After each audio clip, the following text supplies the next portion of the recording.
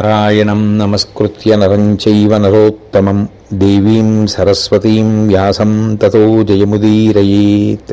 రేపు ఈ బడలిక తీరితే, బలాన్ని పుంజుకోగలిగితే పాండవులతో యుద్ధానికి వెళ్ళడానికి ప్రయత్నం చేద్దాం అన్నాడు. అప్పుడు అశ్వత్థామ ఆ దుర్యోధనుడిని ఉద్దేశించి మాట్లాడుతూ, నేను నా వాడి బాణాలతో పాంచాలురందరినీ సంహరిస్తే తప్ప కవచం విప్పనం, నీకు మా తండ్రి గారికి కూడా సంతోషం కలిగిస్తాను అన్నాడు. ఆ మాటలు విన్న దుర్యోధనుడు ఊరట పొందాడు. ఈలోగా అక్కడికి కొంతమంది ఆ అరణ్యంలో తిరిగేటటువంటి వారు వచ్చారు.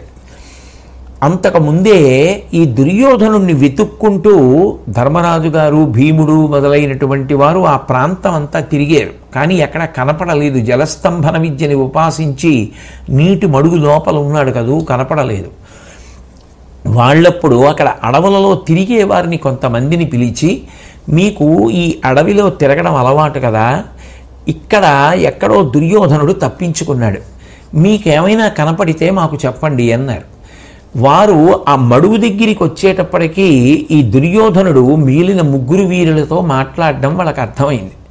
వాళ్ళు వెంటనే, ఇక్కడ మనం కష్టపడితే ఏమొస్తుంది, ఈ వార్త వెళ్ళి ధర్మరాజుని కలుసుకోవడం కష్టం, కానీ భీముడిని కలుసుకుని చెప్తే మనకి భూరి కానుకలు ఇస్తాడని గబగబా పరిగెత్తుకుంటూ భీముడి దగ్గరికి వెళ్ళి, దుర్యోధనుడు మడుగులో దాగి ఉన్నాడు, అక్కడికి మిగిలిన ముగ్గురు వీరులు వచ్చి మాట్లాడుతున్నారు అని చెప్పాడు. చెప్పగానే భీముడు వెళ్ళి శ్రీకృష్ణ పరమాత్మకి, ధర్మరాజు గారికి ఈ విషయాన్ని చెప్పాడు. చెప్పగానే శ్రీకృష్ణ పరమాత్మ, ధర్మరాజు, మిగిలినటువంటి బంధువులు, వీరులు, భీముడు అందరూ బయలుదేరి వచ్చారు.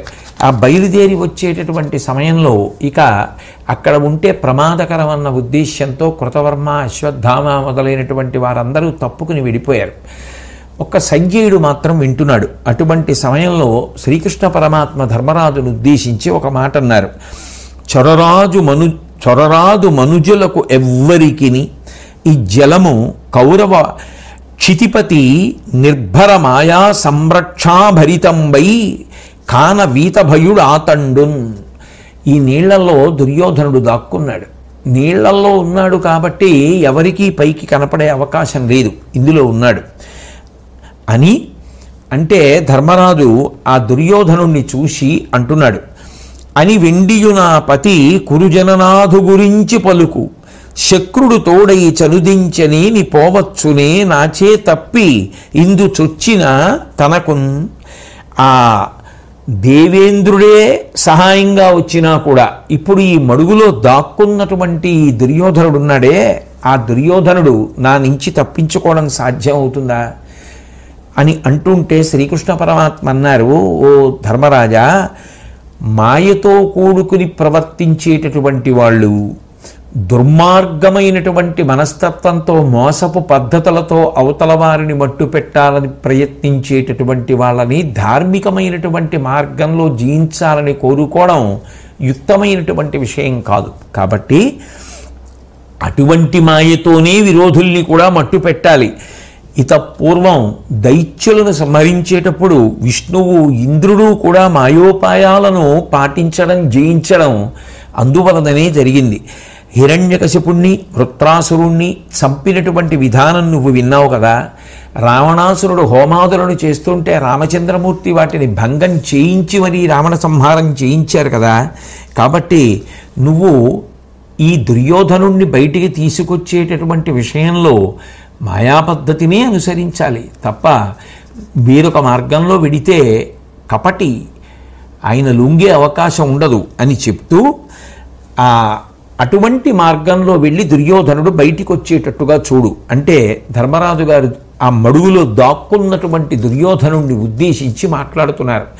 అభిమానధనుడు గనక ఆ దుర్యోధనుడు ఆ అభిమానం తూట్లు పడేటట్టుగా మాట్లాడితే ఇక అందులో ఉండడానికి ఇచ్చగించాడు, బయటికి వచ్చేస్తాడు. అందుకని ఆ దుర్యోధనుడి యొక్క బలహీనతని దృష్టిలో పెట్టుకొని ధర్మరాజు గారు మాట్లాడుతున్నారు.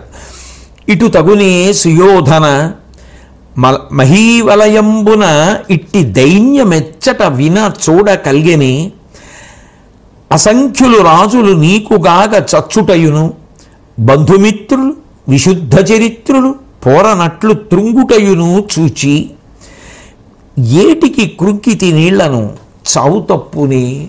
ఓ దుర్యోధన, ఇట్లా ఎప్పుడైనా ఎక్కడైనా భూమండలంలో ఏ రాజైనా పిరికితనంతో దాక్కోవడం మనం చూశామా?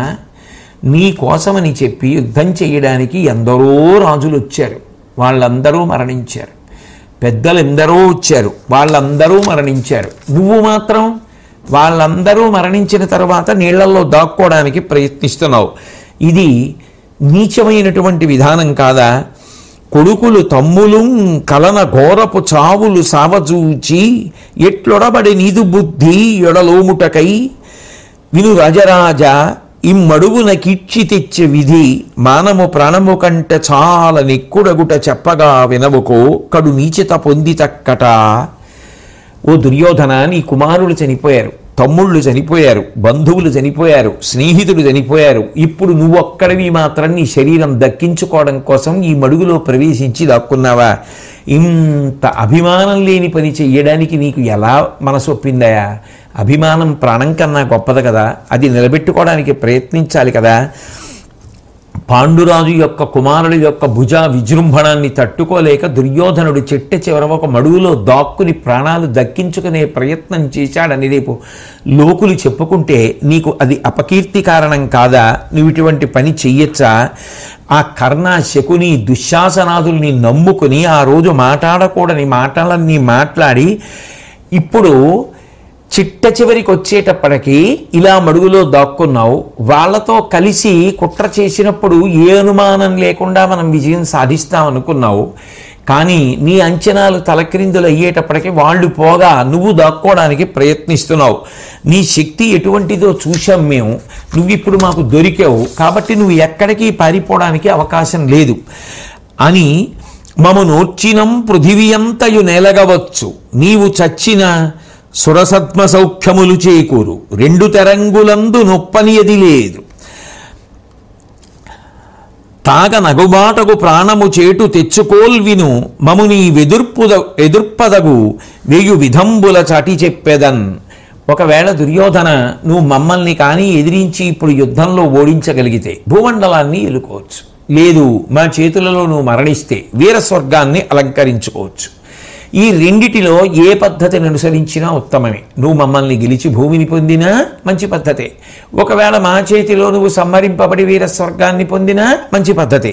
ఈ రెండు మంచి పద్ధతులు, ఈ రెండు మంచి పద్ధతులను విడిచిపెట్టేసి నువ్వు యుద్ధంలో దాక్కోవడం అనేటటువంటిది మాత్రం ఏ విధంగా చూసినా మంచి పద్ధతి కాదు అని అంటే దుర్యోధనుడు ఆ మడుగులోంచి జవాబు చెప్పాడు.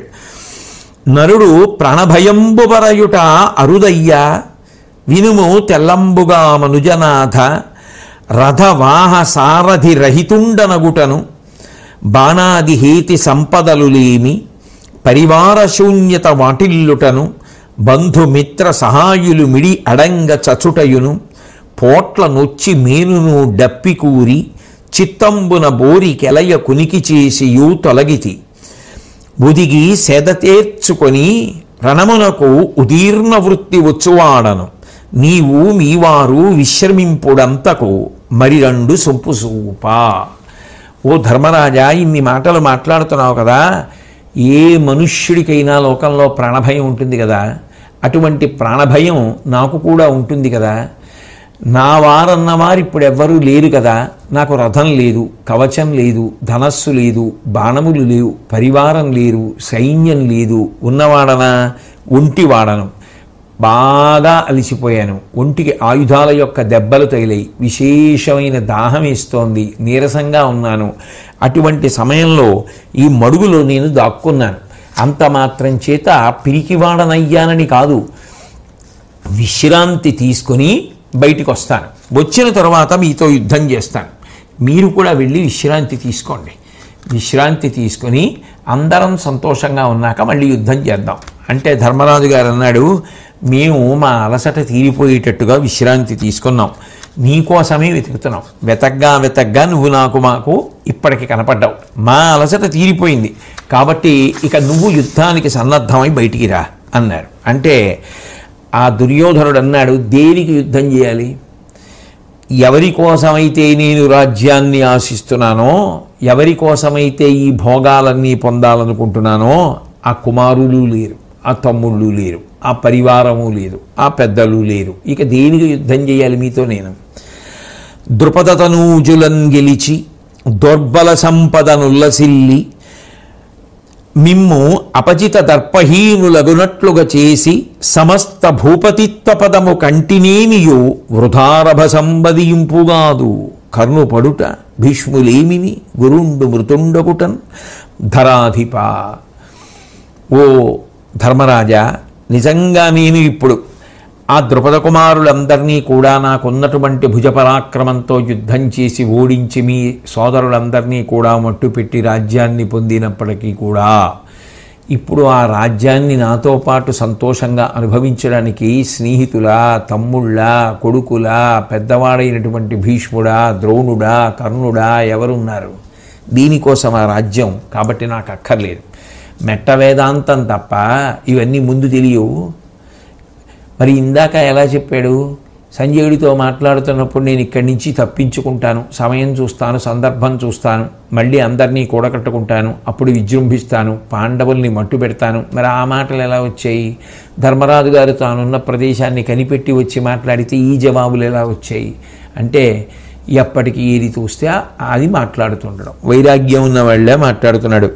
తనవారు తాను కూడగా అనుభవ సుఖమందడీని అది రాజ్యమే రాజునకు. భవత్ పరిజనములు అనుజన్ములు బ్రతికిరి ఏలు మఖిల ధాత్రిన్ ఏలు మఖిల ధరిత్రిన్. ఓ ధర్మరాజా, నాకు నా వైపు ఉన్నవారన్నవారెవరూ లేరు, కానీ నీకు నీ పరివారం అంతా ఉంది. కాబట్టి నీకు ఈ భూమిని ఏలడంలో సంతోషంగా ఉంటుంది. కాబట్టి నువ్వు ఏలుకో రాజ్యాన్ని. ఏమింక సమరమొల్ల మహీనాయక నీక యుర్వినిచ్చితి శాంతి కానకుజని వల్కల పరిధానుడనై తపమునర్చెదను మునుల కడన్. నేను ఈ రాజ్యం అంతా నీకు ఇచ్చేస్తున్నాను, తీసేసుకొని వెళ్ళిపో. నేను యుద్ధం చెయ్యను. నేను అరణ్యాలకు వెళ్ళిపోయి మునులు కట్టుకునేటటువంటి వస్త్రములను ధరించి అక్కడ కూర్చుని హాయిగా ఏ తపస్సు చేసుకుంటాను. ఓడిపోయి వచ్చినటువంటి వాణ్ణి, మడుగులో దాక్కున్నవాణ్ణి నాకెందుకయ్యా గర్వం? ఈ భూమిని అంతటినీ నువ్వే ఎలుకో. గుర్రాలు, ఏనుగులు, ఏమీలు అన్నీ చచ్చిపోయాయి, ఇది నీ నెత్తిన పట్టుకుపో రాజ్యాన్ని అని అంటూ ఈ భూమండలాన్ని ఏలుకోవాలని కదా ఇంత తాపత్రయపడ్డావు. ఇక యుద్ధంలో నేను ఓడిపోయాను, నేను యుద్ధం చెయ్యాలనుకోవట్లేదు, కాబట్టి రాజ్యాన్ని నీకు ఇచ్చేస్తున్నాను, నువ్వే తీసుకో అని ధర్మరాజు గారితో అంటే ధర్మరాజు గారు అన్నారు, అందరూ మరణించిన తరువాత కూడా భీష్ముడు మరణించాడు, ద్రోణుడు మరణించాడు, కర్ణుడు మరణించాడు, అంతమంది బంధువులు, స్నేహితులు, రాజులు తెగటారిపోయిన తరువాత కూడా శల్యుడికి సర్వసైన్యాధిపత్యం ఇచ్చి ఎందుకు వచ్చావు యుద్ధభూమికి? శల్యుడు ఏమైనా విజృంభిస్తాడేమో, మమ్మల్ని తెగటార్చేస్తాడేమో, అప్పుడు రాజ్యాన్ని పొందవచ్చనేగా. నీకు ఆశ లేకపోవడం ఏమిటి? నీకు ఇప్పుడు భూమి వద్దు అన్న ఆశ ఉంది అంటే ఎవరు నమ్ముతారు? అప్పుడు వాళ్ళందరూ బ్రతికున్నారా? అప్పుడు వాళ్ళెవరూ లేనప్పుడేగా శల్యుడికి సర్వసైన్యాధిపత్యం ఇచ్చి తీసుకొచ్చావు. అంటే మనసులో నీకు రాజ్యం వద్దన్న భావన ఉందన్న మాట నేను నమ్మను. ఓ దుర్యోధన, నీ ఈగి నేను భూనాయకుడకు టొల్ల రాజకోటికి పరిగ్రహము సనునే నిన్ను ననింతెగటార్చి నేల పాలించెద నన్ను నోర్చితేని పెంపున సుఖింపు ఏమిటి వాడవై ఇచ్చితి పొడమి నీ కనియడు మాట ఇట్లాడిదిప్పుడు నీవు ధరిత్రి మీర్చిన కురుకులంబునకు ఇట్లారడి పోవనేలా శాంతి నొందుటకై ధర్మ సంవిభాగ కరణమనరింపవచ్చిన కమలనాభు వాక్యవృత్తి పాటింపక వాడి సూది మోపినంతైన ఉర్వి ఈనోపనంటి. ఓ దుర్యోధనుడా, నువ్వు రాజ్యం ఇవ్వడం ఏమిటి, నేను తీసుకోవడం ఏమిటి? రాజనేటటువంటి వాడు యుద్ధంలో రాజ్యాన్ని సంపాదించుకోవాలి తప్ప ఎవరో దయతో ఇస్తే పుచ్చుకునేది ఆ రాజ్యం. కాబట్టి నువ్వు ఇవ్వడం నేను పుచ్చుకోవడం అనేటటువంటిది చెల్లేటటువంటి విషయం కాదు. నువ్వు ధైర్యంగా యుద్ధానికి రా, నిన్ను చంపి రాజ్యాన్ని తీసుకుంటాను. నీకు నిజంగా ఇవ్వాలి అన్న భావన ఉంటే సంధి కోసం మేము ప్రయత్నం చేసినప్పుడు మాకివ్వవలసినటువంటి రాజ్యభాగాన్ని నువ్వు మాకు ఇచ్చి ఉంటే ఈ విధంగా అసలు యుద్ధం జరిగేదా? ఈ కురుక్షేత్ర రణభూమిలో రెండు పక్షాలు కలుసుకుని యుద్ధం చేసి ఇంతమంది మరణించవలసినటువంటి అవసరం కలిగి ఉండేదా?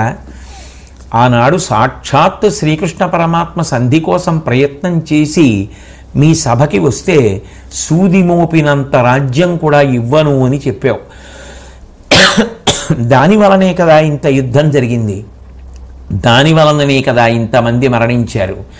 ఇంతమంది మరణించిన తరువాత ఇప్పుడు సంధి చేసుకుంటాను, మీకు రాజ్యభాగం ఇస్తాను, మీకు రాజ్యం ఇస్తాను అంటే ఎవరు అంగీకరిస్తారు? నువ్వైనా ప్రాణములతో ఉండాలి, నేనైనా ప్రాణములతో ఉండాలి తప్ప నువ్వు రాజ్యం ఇస్తే తీసుకోవలసినటువంటి అగత్యం నాకు లేదు. కాబట్టి ఒకవేళ నేను భూమిని ఇచ్చేశాను కదా అని నువ్వు ఉన్నా నేను నిన్ను ఉండనివ్వను, నిన్ను చంపి రాజ్యాన్ని పొందుతాను. కాబట్టి నా ప్రాణాలు నీ చేతిలో ఉన్నాయి, నీ ప్రాణాలు నా చేతిలో ఉన్నాయి, యుద్ధం తప్పదు. కాబట్టి ఈ రాజ్యం కోసమేగా ఒకనాడు లక్క ఇంట్లో పెట్టి మమ్మల్ని కాల్పించడానికి ప్రయత్నించావు, పాములతో కరిపించావు, విషం కలిపి పెట్టించావు, మాయాద్యూతం కల్పించావు, ఇన్ని పనులు చేసింది రాజ్యం కోసమే. ఇప్పుడు నాకు రాజ్యం అక్కర్లేదు, యుద్ధం అక్కర్లేదు అంటే ఎలా కుదురుతుంది? నువ్వు ప్రాణములతో ఉండగా రాజ్యాన్ని తీసుకోవడం కుదరదు. కాబట్టి యుద్ధానికి రా, ఇంతకన్నా మీలైనటువంటి మార్గం లేదు. లోపల దాక్కుని ఇలా ఎలా ప్రాణములను తప్పించుకుందాం అనుకుంటున్నావు అంటే యుద్ధం చేసేటటువంటి స్థితికే దగ్గర పడిపోయినటువంటి దుర్యోధనుడు ఆ ముఖాన్ని విదిలించుకొని ఆ ధర్మరాజు గారితో మాట్లాడుతూ అంటాడు, మీరేవురును పరివార బాంధవ మిత్ర సహితులరు, అఖిలాస్త్ర శస్త్రవంతులరు, కరిస్యందన తురగ సమేతులరు, ఏనొకరుండ విహీన సహచరత్వంబు విగతాయుధత్వంబు వాహనహీనత నొందితి, ఏ విధమునని యొనర్పగవచ్చు, అది కాక పోటుల డస్సితి కడు, మీకు డప్పి లేదు, వరుసదగనొక్కడొక్కడ వచ్చి పోరుడు, ఇప్పుడు వెడలి మిమ్మందర నెల్ల చెలుల చుట్టమల రూపుమాపెద, చుట్టుముట్టి పలువురొక్కనితో పోర పాడియగునే. ఓ ధర్మరాజా, మీరేమో సైన్యంతో ఉన్నారు, బంధువులతో ఉన్నారు, అస్త్రశస్త్రములతో ఉన్నారు, నేను చూస్తే ఒక్కడనే ఉన్నాను, నా వైపు ఏ పరివారం లేదు, నా దగ్గర ఆయుధాలు లేవు, నా దగ్గర రథాలు లేవు, ఏనుగులు లేవు, గుర్రాలు లేవు, పైగా అలిసిపోయి ఉన్నాను, దాహంతో ఉన్నాను. అటువంటప్పుడు మీ అందరూ కట్టుకుని నా ఒక్కడి మీద పడి నన్ను చంపేస్తారా?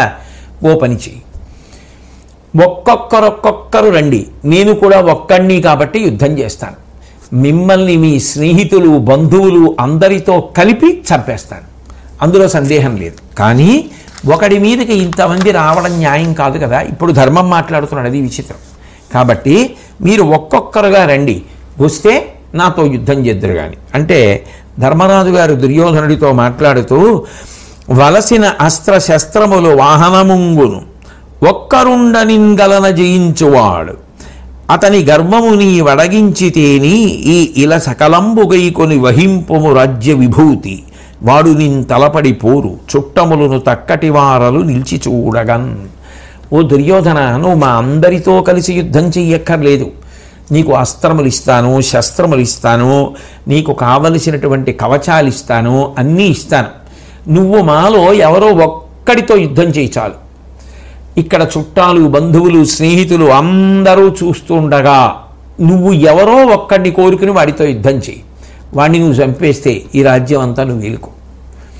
ఒకవేళ వాడు నిన్ను చంపేస్తే ఇంకా సమస్య లేదు, రాజ్యం మాదైపోతుంది. కాబట్టి ఆ విధంగా చేద్దాం, మేమందరం కలిసి నిన్ను చంపుతామంట లేదు, ఎవరో ఒక్కడితో యుద్ధం చేయి అనగానే దుర్యోధనుడు తన విశాలమైనటువంటి వక్షస్థలం మీద గదాదండంతో భుజం మీద పెట్టుకుని బయటికి వచ్చాడు నీళ్లల్లోంచి. వచ్చి ఆ ధర్మరాజు గారి వంక చూసి, నువ్వు నాకు అన్నీ ఏర్పాటు చేస్తానన్నావు కాబట్టి యుద్ధానికి వస్తానంటూ ఒక్కొక్కరే యుద్ధానికి రండి, మీరు అనేకులు, నేను ఒక్కడిని, అలిసిపోయాను, సేవకులు లేరు, ముందే చెప్పాను అని అంటే ఆ ధర్మరాజు గారు నా సైన్యాన్ని నీ మీదకి రావడానికి అంగీకరించను, భయపడకుండా నువ్వు సిద్ధం కా, ఒక్కడివి ఒక్కడితోటే యుద్ధం చేయి, తల బాగా గట్టిగా బిగించి కట్టుకో, దిండు కట్టుకో, కావలసినటువంటి బంగారు కవచం కట్టుకో, కావలసినటువంటి ఆయుధాన్ని తీసుకో అంటూ ధర్మరాజు గారు చటుక్కున నోరు జారో అతిశయంతోటో ఏదో అలవిమీరినటువంటి నమ్మకంతోటో ఏ విశ్వాసంతోటో ఎందుకన్నాడో తెలీదు. ఏరికొను మీవు నొకని మా ఏ ఊరందు వాడు నీతోడగద బోరువాడు వాని చంపి మహియేలు వానిచే చచ్చి త్రిదివ సౌఖ్యముందుము చేసితి సమయమేను. ఓ దుర్యోధన, నేను ప్రతిజ్ఞ చేసి చెప్తున్నా, మేము 5గురు ఉన్నాం కదూ, ధర్మరాజు, భీముడు, అర్జునుడు, నకులుడు, సహదేవుడు. ఇందులో ఎవరో ఒక్కడినే ఎంచుకో, ఆ ఒక్కడు నీతో గదాయుద్ధం చేస్తాడు.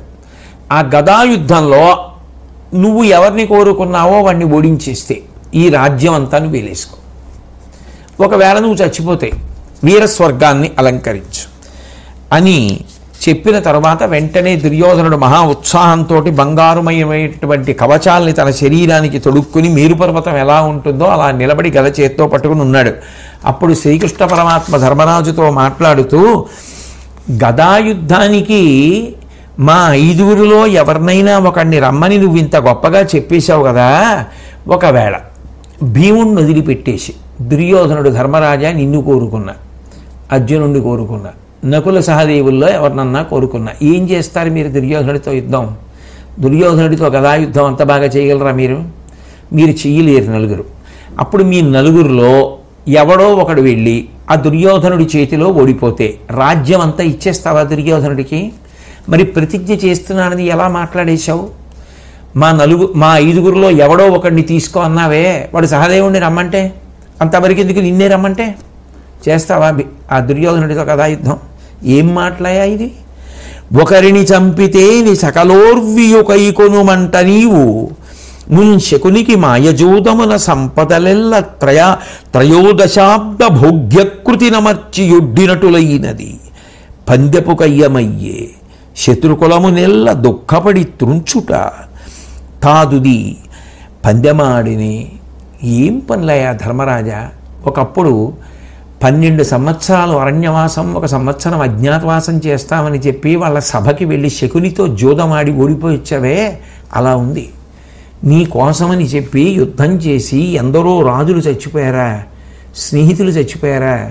ఇప్పుడేమో చిట్ట చివరికి వచ్చిన తర్వాత మా 5గులో ఎవరో ఒక్కడిని తీసుకుని గదాయుద్ధం చేయి, వాడు ఓడిపోతే రాజ్యం అంతా తీసేసుకుంటున్నావా? ఇది కూడా ఒక రకమైన జోదమే కదా. ఏం మాట్లాడుతున్నావు ధర్మరాజా నువ్వు? నిజంగా భీముణ్ణి పక్కన పెట్టి మీ 4గురిలో ఎవరినైనా కోరుకుంటే ఏమైపోతుంది? మళ్ళీ రాజ్యం అంతా పోతుంది కదా. ఎలా ఇటువంటి ప్రతిపాదనలు నువ్వు తీసుకొస్తున్నావు అని అంటున్నప్పుడు వెంటనే భీమసేనుడు జోక్యం చేసుకొని 14 లోకాలైనా సరే నేను ఆ దుర్యోధనుడితో యుద్ధం చేసినప్పుడు అండగా వస్తే మాత్రం గెలవగలవా? ఈ నీచుడైనటువంటి దుర్యోధనుడు అహంకారంతో ఉన్నటువంటి వాడు, ఆత్మస్థుతి చేసుకునేటటువంటి వాడు నా ఎదుట పడిన తరువాత ఇక ప్రాణములతో పోగలడా? భుజపరాక్రమశాలినైనటువంటి నేను ఈ దుర్యోధనుణ్ణి పడగొట్టడం పెద్ద కష్టమా? కాబట్టి నువ్వేం బెంగ పెట్టుకోకన్నాడు. అదృష్టవశాత్తు ఆ సంభాషణలో ఏమైందంటే కృష్ణుడు అనవసరంగా బెంగ పెట్టుకుంటున్నాడు, నేనున్నాను కదా, నేను చంపేస్తాను కదా దుర్యోధనుణ్ణి అని భీముడు ముందుకు రావడంలో దుర్యోధనుడి యొక్క దృష్టి భీముడి వైపుకే వెళ్ళిపోయింది సహజ వైరంతో. నిజంగా ఆ సమయంలో శ్రీకృష్ణ పరమాత్మ జోక్యం చేసుకుని అట్లా మాట్లాడి దుర్యోధనుడి యొక్క దృష్టి మరల్చి భీముణ్ణి కోరుకునేటట్టుగా చేసి ఉండకపోతే, ఏ సహదేవుణ్ణో నకులుణ్ణో ధర్మరాజునో కోరుకుని ఉండుంటే నిజంగా అది మళ్ళీ యుద్ధంలో ఇంకో జూదమైపోయి రాజ్యం అంతా దుర్యోధనుడికి పోయి ఉండేది. అంతటి ధర్మరాజు గారు చటుక్కున నోరు జారడం ఎంత ప్రమాదకరమైన పరిస్థితితో చూడండి. దయకి కూడా హద్దు ఉండాలి. కాబట్టి ఆ కృష్ణ పరమాత్మ భీమసేనుడితో మాట్లాడుతూ అవును నాకు తెలుసు, ఒకప్పుడు బకాసురుణ్ణి చంపావు, హిడింబాసురుణ్ణి చంపావు, జరాసంధుణ్ణి చంపావు, కళింగాది రాజుల్ని చంపావు, కురురాజు యొక్క కుమారుల్ని చంపావు, ఏనుగులన్నింటినీ కూడా కాళ్లతో రాసి అవతల పారేశావు, దుశ్శాసనుడి యొక్క రొమ్ము చీల్చి నెత్తురు త్రాగుతున్నప్పుడు ఈ దుర్యోధనుడు కాళ్ళు చేతులు ఆడక అట్లా నిలబడిపోయాడు. ఇటువంటి ఈ దుర్యోధనుణ్ణి చంపవలసి వస్తే మీ 5గురు మిగిలిన సైన్యం అందరూ కలిసి ఒక్కడిని చంపేయాలి శత్రువు దొరికినప్పుడు. అంతేకాని ఇన్ని ధర్మపన్నాలు, ఇన్ని చర్చలు, ఇన్ని ప్రతిపాదనలు, నువ్వు ఒక్కడ ఉన్నావు మేము ఒక్కళ్ళమే వస్తాం, ఎందుకయా ధర్మరాజుకి ఈ మాటలన్నీ? అందరూ కలిసి చంపేయాలి తప్ప అన్నది నా ఉద్దేశ్యం. కానీ నీ మీద నాకు ఏ విధమైనటువంటి అనుమానం లేదు భీమసేన అంటే అవతల దుర్యోధనుణ్ణి రెచ్చగొడుతూ భీముడితో యుద్ధం చేసేటట్టుగా అతనిలో అభిమానాన్ని రగల్చాడు కృష్ణ పరమాత్మ. ఆనాడు సభలో ద్రౌపదీదేవిని అందరూ చూస్తుండగా జుత్తు పట్టుకుని ఈడ్పించాడు కదా, అప్పుడు నువ్వు 2 ప్రతిజ్ఞలు చేశావు. దుశ్శాసనుణ్ణి సంహరిస్తానన్నావు, సంహరించి గుండెలు బద్దలు కొట్టి నెత్తురు త్రాగావు. రెండవది దుర్యోధనుణ్ణి చంపి తల తన్నుతానన్నావు. ఇప్పుడు రెండవదైనటువంటి దుర్యోధన సంహారం చేసి తల తన్ని నీ ప్రతిజ్ఞ నెరవేర్చుకునేటటువంటి సమయం ఆసన్నమైంది. ప్రతిజ్ఞ నీది కాబట్టి ఇప్పుడు ఎవరిని కోరుకోవాలి? దుర్యోధనుడు నిన్నే కోరుకోవాలి. కాబట్టి అట్లా ఈ భూమండలానికి అంతటికీ కూడా ధర్మరాజుని పట్టాభిషిక్తుణ్ణి చేయడానికి వీలుగా గదాయుద్ధంలో ఆ దుర్యోధనుణ్ణి మట్టుపెట్టు. కాబట్టి అనగానే ఆ కృష్ణ పరమాత్మ యొక్క మాటలు విన్నటువంటి భీమసేనుడు పరమ సంతోషంతో గదతో ఆ దుర్యోధను యొక్క ప్రాణాలు తీసేస్తానని చెప్పి చాలా సంతోషాన్ని వెలిబుచ్చి ఆ దుర్యోధనుడితో యుద్ధానికి సిద్ధపడి పౌరుష యుక్తమైనటువంటి మాటలు మాట్లాడుతూ క్రూరకర్మ అని తలచకుండా ఒకనాడు దుర్యోధన, నువ్వు లక్క ఇంట్లో మమ్మల్ని అందరినీ పెట్టి నిప్పు పెట్టే ప్రయత్నం చేశావు, మాయాజూతంలో ధర్మరాజుని ఓడించి మమ్మల్ని అనేక కష్టాలు పాలు చేశావు, ద్రౌపదీదేవిని ఎంతో కష్టపడేటట్టుగా చేసి అవమానం చేశావు, ఇప్పుడు యుద్ధానికి వచ్చావు, అందులో భీష్మద్రోణాదులతో పాటుగా ఎందరో వీరులు మరణించారు, ఇప్పుడు ఇక నువ్వు ఒక్కడవే ఉన్నావు, ఇక నువ్వు నా చేతులలో మరణిద్దువు గాని సిద్ధంగా ఉండు, యుద్ధానికి రమ్మని పిలిస్తే ఆ దుర్యోధనుడు భీముడితో యుద్ధానికి సిద్ధపడ్డాడు. ఈలోగా బలరాముడు తీర్థయాత్ర ముగించుకుని అదే సమయానికి వచ్చాడు. వచ్చి కూర్చుని ఆయన సుదీర్ఘంగా తన యొక్క తీర్థయాత్ర వివరములన్నీ చెప్పిన తరువాత భీముడికి ఈ దుర్యోధనుడికి గదాయుద్ధం జరుగుతోంది అని చెప్పారు. ఆయన కూడా కూర్చొని చూస్తున్నాడు. ఈలోగా ఇద్దరి మధ్య భయంకరమైనటువంటి యుద్ధం ప్రారంభమైంది. ఆ భీముడు దుర్యోధనుడి యొక్క వక్షస్థలాన్ని గురి చూసి గద పెట్టి కొట్టినప్పుడు ఆ శరీరాన్ని జాగ్రత్తగా ఒడుపుగా పక్కకి ఉంచి దుర్యోధనుడు తప్పుకున్నాడు. అలాగే దుర్యోధనుడి వాడి గుండె పగిలిపోయేటట్టుగా భీముడు రెండవ మాట వేసి కొట్టాడు. అలాగే భీముడు దుర్యోధనుడి యొక్క పక్కటెముకలు విరిగిపోయి బోర్లా పడిపోయేటట్టుగా వేరొక మాట కొట్టాడు. దుర్యోధనుడు కూడా అంతే పౌరుష ప్రతాపాలతో గదతోటి భీముడి యొక్క తల మీద కొడితే చెంపల మించి రక్తం కాల్వలు కారేటట్టుగా కొట్టాడు. అలాగే ఆ దుర్యోధనుడు పెనుగాలికి మద్ది చెట్టు పడిపోయేటట్టుగా భీముడు కొట్టాడు. ఇలా సింహనాదాలు చేసుకుంటూ భీముడు దుర్యోధనుడు ఎవరూ కూడా ఒకరికన్నా ఒకరు తక్కువ కాకుండా యుద్ధం చేస్తున్నారు. ఆ యుద్ధం చేస్తున్నటువంటి సమయంలో అర్జునుడు శ్రీకృష్ణ పరమాత్మని ఒక ప్రశ్న వేశాడు. వీళ్ళిద్దరినీ చూస్తుంటే కృష్ణ నిజానికి ఎవరు గెలుస్తారనిపిస్తోంది, ఎవరి యందు కౌశలము పరాక్రమము రెండు ఎక్కువ ఉన్నాయి అని అడిగితే కృష్ణ పరమాత్మ అనవిని శౌరి ఇట్లని అర్జునుతోడ గురూపదేశ సంజనిత సమన్వయంబు సదృశంబ తలంపగ ఇద్దరందు పావని మెయిలావు పెద్ద కురువల్లభుడారయ కౌశలంబు పెంపున అధికుండు తత్పరతబూని శ్రమం బధికంబు సేయుటన్. ఓ అర్జున, వీళ్ళిద్దరికీ గురువు గదాయుద్ధం నేర్పినప్పుడు సమానంగా ఒక్కలాగే నేర్పాడు. కానీ భీముడికి శరీర బలం ఎక్కువ కాబట్టి దెబ్బల్ని ఓర్చుకుంటున్నాడు. యథార్థానికి కౌశలం మాత్రం దుర్యోధనుడిదే. కాబట్టి దుర్యోధనుడే ఈ యుద్ధంలో విజయాన్ని సాధిస్తాడు. భీముడు విజయాన్ని సాధించలేడు. ఇది పరమ సత్యం. ఎందుకని అంటే భీముడు కేవలం మూర్ఖపు పట్టుదలతో యుద్ధం చేస్తున్నాడు తప్ప దుర్యోధనుడితో కౌశలంతో, తెలివితేటలతో, ఉపాయంతో యుద్ధం చెయ్యట్లేదు. భీముడు ఈ యుద్ధంలో గెలవాలి అంటే కపటోపాయం తప్ప మార్గం లేదు. యుద్ధంలో ప్రత్యేకించి గదాయుద్ధంలో బొడ్డు కింద కొట్టడానికి వీల్లేదు, నాభి కింద కొట్టరు. కానీ భీముడికి ఒక అవకాశం ఉంది.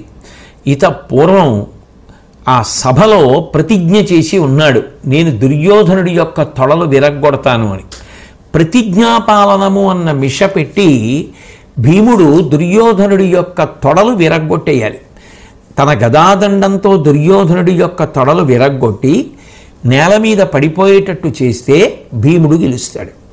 అయితే నాభి కింద కొట్టకూడదు, కానీ ప్రతిజ్ఞ ఉంది కాబట్టి నెగ్గుకొచ్చేస్తాడు.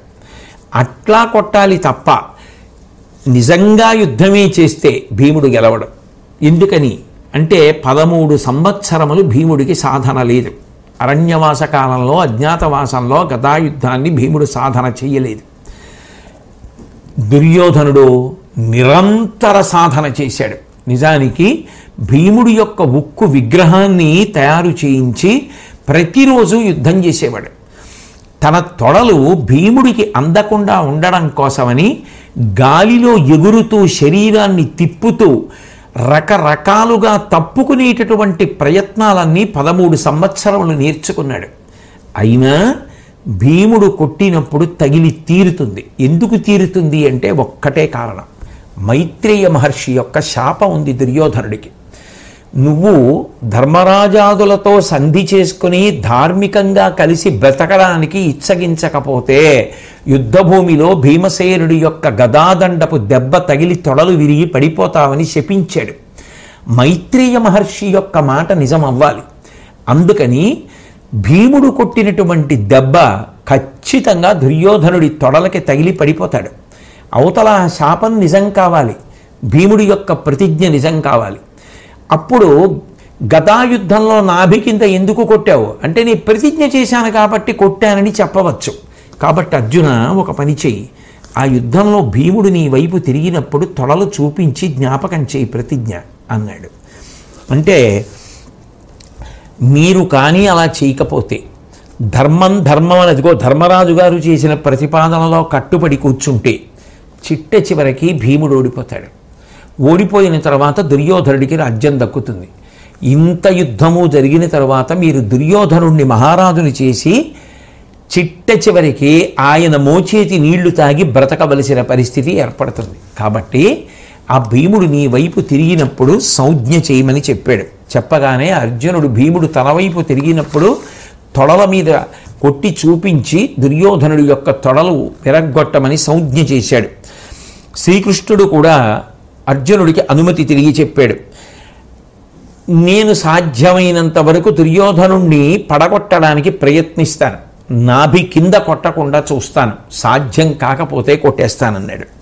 ఇద్దరి మధ్య సంకుల సమరం జరుగుతున్న సమయంలో దుర్యోధనుడు భీముణ్ణి గదతోటి గట్టి దెబ్బ కొట్టాడు. స్పృహ తప్పి పడిపోయినట్టుగా పడిపోయాడు. పడిపోగానే దుర్యోధనుడు భీముడు మరణించాడనుకుని మహాసంతోషాన్ని పొందాడు. వెంటనే భీముడు సొమ్మసిల్లి మళ్ళీ లేచి తనదైనటువంటి లాఘవంతో ఆ గదాదడ్డాన్ని ఎత్తి కొట్టాడు. ఆ కొట్టడంలో అందకుండా గాలిలో ఎగిరి తప్పించుకునేటటువంటి సాధన చేసినటువంటి దుర్యోధనుడు తప్పించుకునే ప్రయత్నం చేసినా భీముని యొక్క గదాదండం తొడల మీద తగిలింది. దానికి కారణం ఒక్కటే, మైత్రేయ మహర్షి యొక్క శాపం పోవడానికి వీల్లేదు, అది జరిగి తీరాలి. ఎందుకని అంటే తన మాట దుర్యోధనుడు విననప్పుడు ఆ శాపం అన్వయం అవుతుంది, వినలేదు కాబట్టి అన్వయం అవ్వవలసిందే. అందుకే పూర్తిగా భీముడు నాభి కింద కొట్టాడన్న దోషం అన్వయం చేయడానికి అవకాశం లేకుండా పోయింది. పైగా భీముడి ప్రతిజ్ఞ ఉంది. అదే కృష్ణ పరమాత్మ కూడా బలరాముడితో చెప్తాడు. ఎప్పుడైతే తొడల మీద ఆ భీముడి యొక్క గదాదండం తగిలిందో పర్వత శిఖరం నేల మీద పడిపోతే ఎలా పడిపోతుందో అలా నెత్తుటి ముద్ద అయిపోయి తొడలు 2 తొడలు విరిగిపోయి ఆ దుర్యోధనుడు భూమి మీద పడిపోయాడు. పడిపోగానే భీముడు దగ్గరికి వెళ్ళి ఏకవస్త్ర పాంచాలిన క్లీక్షి తేరబనిచి సభలోన పరిచిన పాపఫలముననుభవింపుము దుష్టాత్మ అనుచు వామచరణమన బెట్టిదముగాగ శరము తన్నే. ఒకానొకనాడు ద్రౌపదీదేవిని సభలోకి ఈడ్పించి ఏకవస్త్ర అయినటువంటి ఆవిడ వస్త్రాపహరణం చేసినటువంటి పాపానికి ఫలితాన్ని అనుభవించరా దుష్టాత్మ అంటూ తన ఎడమ పాదంతో దుర్యోధనుడి యొక్క తల తన్నాడు. తర్వాత బంధుద్రోహి, పశువులని అరుస్తూ మమ్మల్ని పరిహాసమాడావు కదా, ఇప్పుడు మేము మిమ్మల్ని అంటున్నాం పశువులారా అంటూ బాహు క్రీడ అన్నట్లుగా పరాక్రమాన్ని ప్రకటించి మీ కపట జ్యూతానికి జవాబు చెప్పాం అని మళ్ళీ ఆ దుర్యోధనుడి మీద కోపాన్ని పొందినటువంటి వాడై అని గద చేకొని నృప నీ తనయుని మెడ వట్టి అదిమి తల క్రమ్మర తన్నినగని మును తన్నుట నెమ్మన మిరియ తదగ్రజుండమర్షముతోడన్. మళ్ళీ ఆ గదాదండంతో ఆ మెడని నొక్కి పట్టి మళ్ళీ ఆ పాండవులు పడినటువంటి కష్టాలన్నీ గుర్తుకొచ్చినటువంటి వాడై భీముడు ఆ దుర్యోధనుడి యొక్క తలని మళ్ళీ తన్నేటప్పటికే ధర్మరాజు గారు గబగబా యుద్ధభూమిలోకి పరిగెత్తుకొచ్చి అసలు అలా తల తన్నడమే తప్పు, మళ్ళీ రెండో మాట తన్నవలసిన అవసరం ఏమిటి, ఇటువంటి అవమానం చేస్తే లోకంలో ఉన్న వాళ్ళందరూ ఏమనుకుంటారు, తప్పు అని చాలా బాధపడి ఎంతైనా నువ్వు సోదరుడివి దుర్యోధన, నీకు కలిగినటువంటి కష్టానికి నేను చాలా విచారిస్తున్నానని దయతో కూడినటువంటి హృదయం కలిగిన వాడై మాట్లాడుతుంటే బలరాముడు కోపం పొంది నాభి కింద గదాయుద్ధంలో కొట్టి దుర్యోధనుడు పడేటట్టు చేస్తాడా, భీముడు ఇప్పుడే చంపేస్తానని గబగబా వెళ్ళి రథంలో ఉన్నటువంటి నాగలి తీసి భుజం మీద పెట్టుకుని వస్తున్నాడు. కృష్ణ పరమాత్మ గబగబా వెళ్ళి తన యొక్క చేతులతో బలరాముడిని గట్టిగా పట్టుకుని, అన్నయ్య నీకు పూర్తిగా విషయం తెలియకుండా ప్రవర్తించకూడదు, అవతల మైత్రేయ మహర్షి యొక్క శాపం ఉంది. 2 భీముడు ప్రతిజ్ఞ చేసి ఉన్నాడు, ఎప్పుడో అయితే ద్రౌపదీదేవిని సభలో అవమానించారో ఆనాడే ఆ దుర్యోధనుడి యొక్క తొడలు యుద్ధభూమిలో గదాదండంతో నేను పగలగొడతాను అని చెప్పి ప్రతిజ్ఞ చేశాడు. ఏ వీరుడైనా ప్రతిజ్ఞను నెరవేర్చుకోవాలి కదా. గదాదండంతో తొడలు విరగొడతానన్నవాడు తొడల్ని గదతో విరగొడతాడు తప్ప పిడికిటి పోట్లతో గుద్దుతాడా? అందుకని తాను ఏది ప్రతిజ్ఞ చేశాడో అది చేశాడు. దానికి మధ్యలో నీకు రోషం ఎందుకు అన్నయ్య అని చెప్పి శాంతపరిస్తే కోపం వచ్చినటువంటి ఆ బలరాముడు వెళ్ళిపోతూ కపటంతో భీముడు గెలిచాడు అని చెప్పి లోకం ప్రశంసిస్తుంది. యుద్ధధర్మం అతిక్రమించకుండా ప్రవర్తించినటువంటి దుర్యోధనుడికి పుణ్యలోకాలు కలుగుతాయంటూ ఆగ్రహంతో రథం ఎక్కి వెళ్ళిపోయిన తరువాత ఆ దుర్యోధనుడు యుద్ధభూమిలో పడిపోయినటువంటి వాడు ఆ శ్రీకృష్ణ పరమాత్మ వంక చూసి, అసలు ఈ యుద్ధాన్ని వెనక నుండి అధర్మంతో నడిపించినటువంటి వాడివి కృష్ణ నువ్వే. ఒకనాడు నిజానికి భీష్మాచార్యుల వారు పడిపోయేటట్టుగా శిఖండిని అడ్డుపెట్టి కొట్టించావు. ఆ ధర్మరాజు గారి చేత అబద్ధం చెప్పించి ద్రోణాచార్యుల వారిని పడగొట్టించావు.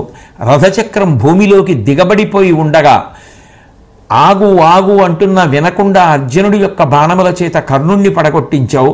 ఆ సైంధవుడి యొక్క తల తరిగేయడం కోసమని మాయా స్థిమిరాన్ని సృష్టించి సూర్యమండలం అంతర్హితం అయినట్లుగా కనపడేటట్టు చేసి సైంధవుడి యొక్క తల పడిపోయేటట్టు చేశావు.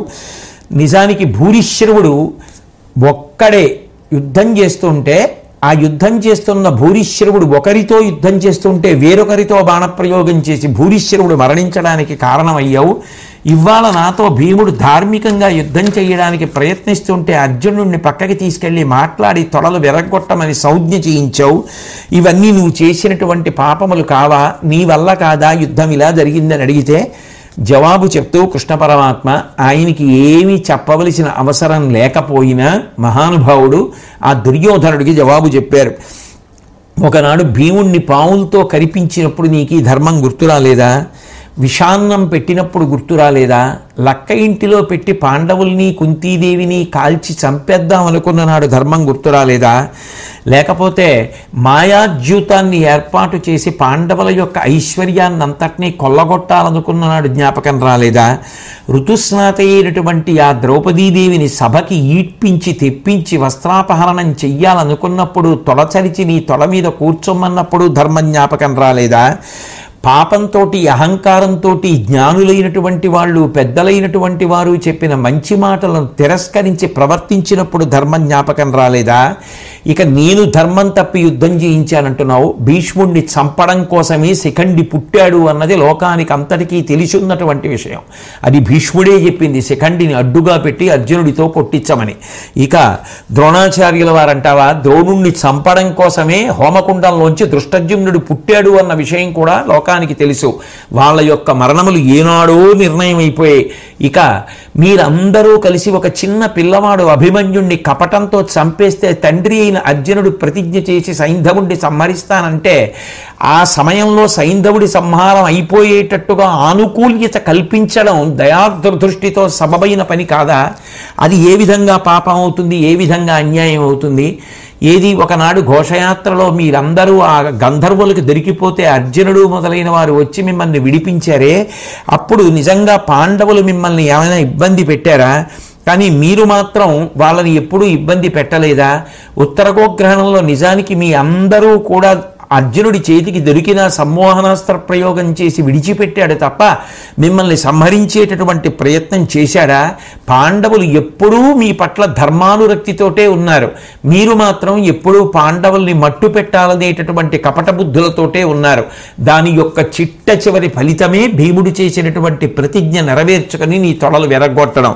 కాగా ఇప్పుడు నేడు ధర్మము అని నువ్వు ఆక్రోశిస్తే దాని వలన నీకు కలిగేటటువంటి ప్రయోజనం ఏముంటుందని దుర్యోధనుడికి బుద్ధి చెప్పి పాండవులతో కలిసి సంతోషంగా ఆయన తిరిగి వెళ్ళిపోయిన తర్వాత ఆ రథంలోంచి ముందు అర్జున, ఇవాళ నువ్వు దిగిపోయిన తరువాత నీకు యుద్ధ సంబంధమైనటువంటి సంభారములు ఏవున్నాయో అవన్నీ తీసేసుకో, అక్షయబాణతోడిలు తీసేసుకో, కొద్దిగా దూరంగా వెళ్ళి నిలబడు.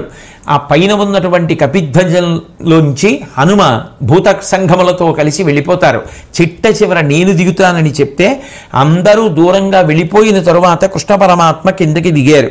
దిగ్గానే తురంగములతో కూడగ నరదము సకలంబు నుజ్వలానల శిఖలన్ సురసురబోయినగని అన్నరుడచ్చెరువంది కృష్ణునకు అభిముఖుడై.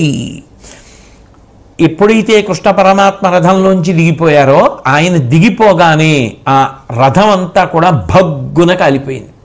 ఆశ్చర్యపోయినటువంటి అర్జునుడు అడిగాడు, ఇదేమిటి రథం ఇలా కాలిపోయిందని. నిజంగా ముందు అర్జునుడు దిగకుండా ఉంటే అర్జునుడిని దింపేసి దూరంగా పంపించేసి హనుమని వెళ్ళిపోమ్మని చెప్పి అప్పుడు రథం కాలిపోవడానికి అనుమతించాడు తన దిగి కృష్ణ పరమాత్మ. అప్పుడు అర్జునుడికి చెప్తూ, భీష్మ ద్రోణ కర్ణాది మహావీరులు ప్రయోగించినటువంటి అస్త్రముల వలన నిజానికి ఈ రథం ఎప్పుడూ కాలిపోయింది. కానీ పూర్తిగా ప్రయోజనం నెరవేరిన తరువాత, నీకు విజయము కలిగిన తరువాత మాత్రమే ఈ రథం కాలిపోవాలని ఇప్పటి వరకు అనుమతిని ఇవ్వకుండా నిలబెట్టాను. ఇప్పుడు ఇక పని పూర్తయిపోయింది, దుర్యోధనుడు కూడా మరణించాడు కాబట్టి ఆ అస్త్రముల మీద ఉండేటటువంటి గౌరవం చేత ఈ రథం కాలిపోవడానికి ఇప్పుడు అనుమతిని ఇచ్చాను. కాబట్టి నిన్ను రక్షించుకున్నాను, నాకు సంతోషం అన్నారు. అక్కడ యుద్ధభూమిలో తొడలు విరిగి పడిపోయినటువంటి దుర్యోధనుడి దగ్గరికి అశ్వత్థామ, కృతవర్మ, కృపాచార్యుల వారు వెళ్ళి ఎంతో బాధ పొంది శోకిస్తే ఆ అశ్వత్థామ ప్రతిజ్ఞ చేసి ఉన్నాడు కాబట్టి అప్పుడు కూడా కక్షతోటి దుర్యోధనుడు ఆ పక్కన ఉన్నటువంటి మున్యాశ్రమంలో ఉన్నటువంటి పిల్లల్ని పిలిపించి ఆ చిన్న చిన్న కలశలతో నీరు తెప్పించి ఆ అశ్వత్థామని సర్వసైన్యాధిపతిగా ఆధిపత్యం ఇచ్చి ఆ మునికుమారుల చేత ఆశీర్వచనం చేయించి ఎప్పటికైనా కక్ష తీర్చుకొని పాండవుల్ని ఓడించు అని చెప్పి వాళ్ళకి చెప్పాడు. ఆ విధంగా అశ్వత్థామకి సర్వసైన్యాధిపత్యం ఇచ్చాననేటటువంటి ఒకే ఒక సంతోషంతో తొడలు విరిగి యుద్ధభూమిలో దుర్యోధనుడు పడున్నాడు. ఆ అశ్వత్థామ మిగిలినటువంటి ఇద్దరు పాండవుల మీద కక్ష తీర్చుకునేటటువంటి ప్రయత్నం మన స్థాయిలో మనం చేద్దామనేటటువంటి పూనికతో వారున్నారు. యుద్ధం పూర్తయిపోయింది, దుర్యోధనుడు కూడా పడిపోయాడనేటటువంటి పరిపూర్ణమైన విజయము సంప్రాప్తించినటువంటి కారణం చేత పరమోత్సాహంతో పాండవులున్నారు. శ్రీకృష్ణ పరమాత్మ ధర్మ సంస్థాపనార్థం ప్రారంభించినటువంటి శత్రు నిర్మూలనమనబడేటటువంటి పెద్ద యజ్ఞం మహాపూర్ణాహుతికి దగ్గర పడిపోయింది. అటువంటి పరమ సంతోష సమయంలో అందరూ ఆనందంగా ఉన్నారనేటటువంటి ఘట్టం దగ్గర ఇవాల్టి ప్రవచనాన్ని పూర్తి చేసి మళ్ళీ తిరిగి కలుసుకున్నప్పుడు శ్రీకృష్ణ పరమాత్మ నా చేత పలికించినంత మేర పలుకుతాను అని తెలియచేస్తూ స్వస్తి.